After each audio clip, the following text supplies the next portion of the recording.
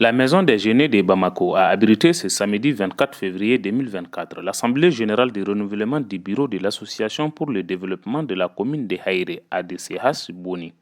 Créée en juillet 2011, l'ADCH Boni, composée de hautes personnalités ressortissant de l'actuel cercle de Boni, a placé ses retrouvailles de communion et de solidarité sous le signe d'un Mali sécurisé dans l'unité, la cohésion sociale et la diversité caractérisant la pluralité et ses aspirations profondes. Ainsi, après la présentation d'un bilan riche en activités humanitaires, de résolution des conflits et de développement, M. Omar Diko Di Pecos a été reconduit à la tête de l'association.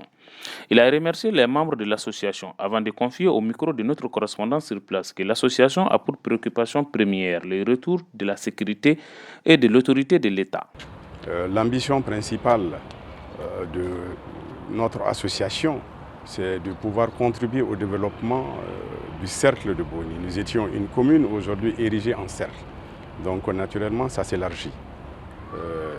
Notre première ambition, c'est de ramener l'autorité de l'État chez nous d'abord et ensuite voir dans quelle mesure nous pouvons œuvrer pour le développement du cercle. Notre préoccupation aujourd'hui, naturellement, c'est le retour de la sécurité. Nous ne parlons que de sécurité parce que c'est ce qui nous fait défaut. C'est vrai, les femmes fournissent beaucoup d'efforts. Le cercle dans sa globalité est sécurisé, mais le village de Boni lui-même vit sous embargo de petits terroristes que nous n'arrivons pas à identifier. Et alors nous avons exhorté la population à collaborer franchement avec les FAMA pour dénoncer ceci afin que l'armée puisse jouer pleinement son rôle pour nous ramener la sécurité totale dans le cercle. Pour les membres participants, cette assemblée générale inclusive permettra de réorganiser l'association avant de remercier les autorités des efforts consentis face à la situation de Boni sous embargo depuis plusieurs mois.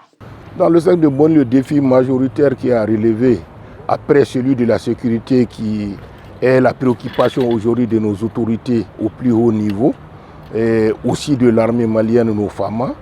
Aujourd'hui, la préoccupation majeure, c'est que comme vous le savez, Boni est sous embargo depuis au moins 6 à 7 mois.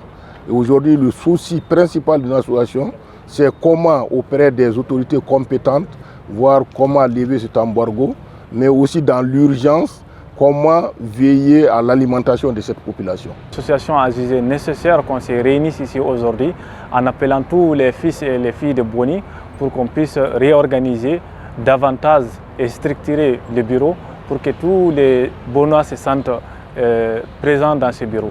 Il y a plusieurs couches sociales qui sont représentées. Je pense que tout le monde est là. Et ceux qui sont de l'extérieur aussi, on les a contactés et qu'ils nous ont donné leur soutien. Aujourd'hui, malheureusement, la ville de Boni est sous embargo depuis plus de 7 mois. L'association fait des démarches, œuvre auprès de l'État pour qu'on puisse sortir de cette situation.